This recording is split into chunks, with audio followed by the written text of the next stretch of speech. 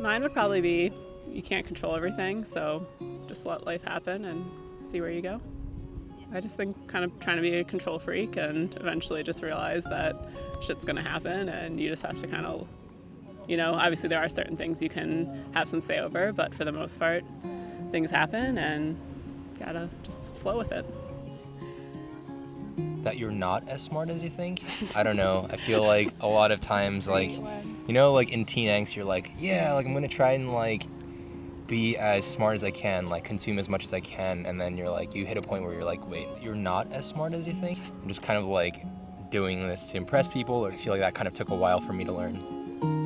I think doing things for yourself for like the longest time through high school and college. Well, first half of college, I like had a certain path that I was like gonna do because I thought that was what I was supposed to do, and I thought it would make my parents happy, and I would be like it'd be great. And then I was miserable most of the time. And I hated my studies. I hated like what I was doing, and it just felt so contrived.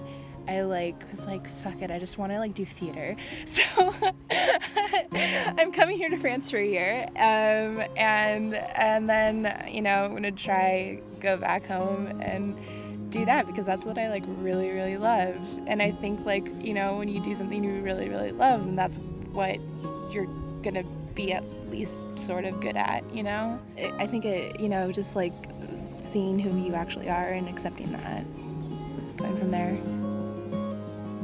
I think that we're constantly growing, we're constantly changing, and I think having some sort of self-awareness will allow that to happen, and knowing that you can change and you're not stuck in your ways yet. We're not our parents yet, hopefully, and you can change, you can do things differently. We're all gonna fuck up. I fucked up a lot, and then you can move on and try something different and keep going.